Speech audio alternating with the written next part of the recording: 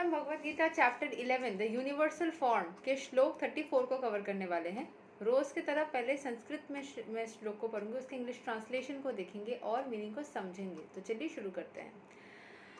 द्रोणाम च भीष्माम च जयद्रथाम च कर्णाम तथान्यान आपि योद्धा वीरान माया हतं त्वां जाहिमा व्याधिस्था युध्यस्वा जितसि Rane सपत्नान्।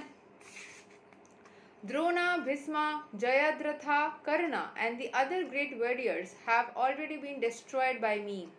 Therefore, kill them and do not be disturbed. Simply fight and you will vanquish your enemies in battle. तो हमने पिछले श्लोक में देखा था भगवान श्री कृष्ण बोल रहे हैं अर्जुन को कि वो जब डर रहा था लड़ने के लिए, फाइट करने के लिए, कुछ भी कार्य करने में डर रहा था, तो फिर श्री कृष्ण भगवान ने बोला जो भी चीज़ें होने वाली है उन सबको मैंने ऑलरेडी खा लिया है, ऑलरेडी मार गिराया है, तुमको डरने की ज़रूरत नहीं है, तुम बस कर्म करो। यहाँ पे जो द्रोणा, भीष्मा, जयद्रथा, कर्णा, ये जो दूसरे टीम से हैं वो सारे ऑलरेडी मर चुके थे, ऑलरेडी उनके भाग्य में मरण होना लिखा गया था, बस उसको होने के लिए अर्जुन को माध्यम बनना था।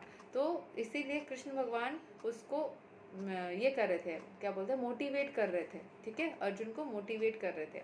सो यहाँ के एक्सप्लेनेशन को समझ लेते हैं।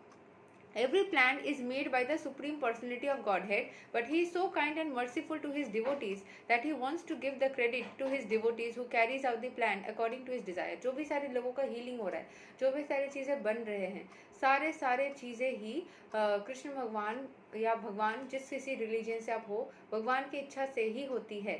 ठीक है, हर एक चीज़ जो हर एक काम जो दुनिया में होता है वो भगवान की इच्छा से होता है। लेकिन भगवान खुद अपने हाथ से करने के जगह जो दुनिया में कंस्ट्रक्शन बनाए ना, इंसान बने हैं, जानवर बने, इन सबको तो चलाना पड़ेगा ना। तो उसके हिसाब से वो एक पर्टिकुलर जो माध्यम जिसने वो काम किया उसको क्रेडिट देने के लिए उसके ज़रिए करवाते हैं, एक माध्यम बनाते हैं। जैसे अगर मैं कुछ लोगों को हीलिंग करती हूँ, कोई टैरो रीडिंग करती हूँ, कुछ आप लोगों को प्रॉपर हीलिंग करके देती हूँ, तो आपको लगेगा अच्छा इन्होंने करके दिया है, तो फिर वो वाली फीलिंग क्रिएट होगी आपको। लेकिन एक्चुअली मैं हमेशा बोलती हूँ मैं कुछ नहीं करती हूँ, मैं तो बस जरिया हूँ, करते तो भगवान है। तो वही सही है। Life should therefore move in such a way that everyone acts in Krishna consciousness and understands the Supreme Personality of Godhead through the medium of a spiritual master.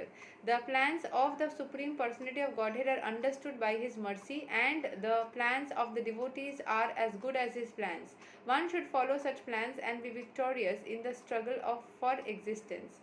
तो जो भी प्लान्स भगवान के हैं उस प्लान को जो फॉलो करके चलेगा, जो समझ जाएगा उस प्लान को और जो उसके हिसाब से चलेगा, उसके ज़िंदगी में सारी चीज़ें विक्ट्री ही विक्ट्री हुए, मतलब सब क्षेत्र में वो जीत जाएगा। जो एक बार भगवान के प्लान को समझ लिया और उस हिसाब से चलने रहा, खुद को भगवान के हाथ में सरेंडर कर दिया, उसको ज़िंदगी में कहीं भी कोई भी रोक नहीं सकता, कोई विपत्ति आ नहीं सकती, वो सिर्फ जीतेगा। क्योंकि उसके मन में ना वही सारी इच्छाएं होंगी जो उसको एक्चुअली में मिलने वाला है। मैंने the person who is in Krishna consciousness या इन भगवान consciousness is in actually in alignment, वो अलाइनमेंट में है। जो उसको मिलने वाला है, जो भगवान ने पहले से उसके लिए लिख के रखा है ना, उसको वही सारी इच्छाएं एक्चुअल में होती है और वो उसको आराम से एक्सेप्ट कर पाता है। और जो भगवान कॉन्शियसनेस में नहीं होता है, उसको माया पकड़ लेती है, उसके अंदर नेगेटिविटी जाती है, तभी उसको वही सारी इच्छाएं होती है जो उसको मिल नहीं सकता और फिर उसका कष्ट होता है, फिर वो रोता रहता है, फिर भगवान को कोसता रहता है। तो खुद को भगवान के पास में पूरी तरीके से सरेंडर कर दो। जैसे ही हम भगवान के पास में पूरी तरीके से खुद को सरेंडर कर देते हैं, हमारे मन में इच्छाएं ही वही होती है जो एक्चुअल में हमारे लिए लिखा गया है, और हम कभी भी परेशान नहीं होते हैं। अगर वो चीज़ रहती है, छूटती है, कोई रिलेशनशिप, कोई इंसान रहता है, जाता है, कुछ भी चीज़, तो हम उस चीज़ के साथ में ना अलाइनमेंट में होते हैं, हमारे मन में उस चीज़ वही चीज़ एक्चुअली हमें चाहिए होती है।